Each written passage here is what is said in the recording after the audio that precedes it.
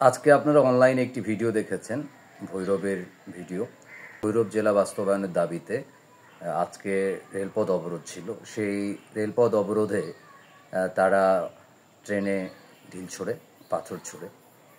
তারা আসলে মূলত যে দাবিটা করছে, তারা ভৈরবকে জেলায় রূপান্তরের দাবি জানাচ্ছে।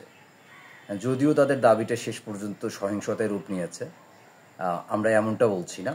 গোবিন্দগঞ্জ জেলার দাবিতে আন্দোলন অব্যাহত আছে আমার ব্যক্তিগতভাবে, এবং আমি গোবিন্দগঞ্জবাসীকে আহ্বান জানাচ্ছি গোবিন্দগঞ্জ জেলার দাবিতে আপনার জায়গা থেকে শান্তিপূর্ণ আন্দোলন কর্মসূচিতে অংশগ্রহণ করুন।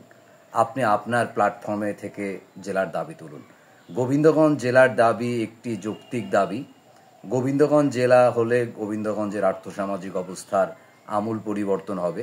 নানাবিধ সুযোগ সুবিধা আপনার সামনে এসে দেখা দেবে। ভৈরব যদি আন্দোলন করতে পারে, তাদের আপনারা জানেন যে ভৈরব জেলা ঘোষিত হয়েছিল অনেক আগেই, কিন্তু নানাবিধ কারণে, তাদের অভ্যন্তরীণ কারণে এবং যে অঞ্চলগুলো নিয়ে করার কথা ছিল তাদের বিরোধের কারণে শেষ পর্যন্ত বাস্তবায়িত হয়নি।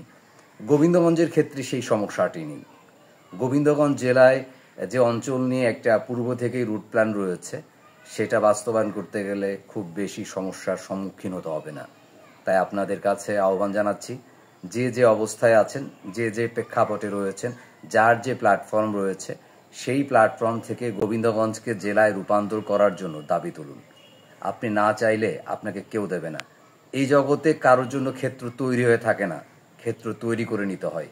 গোবিন্দগঞ্জকে যদি আমরা জেলায় রূপান্তর করতে চাই, তাহলে আমাদের সেই ক্ষেত্র তৈরি করতে হবে। এটি পারেই শুধু জনমত গড়ে তোলা এবং দাবি তোলা।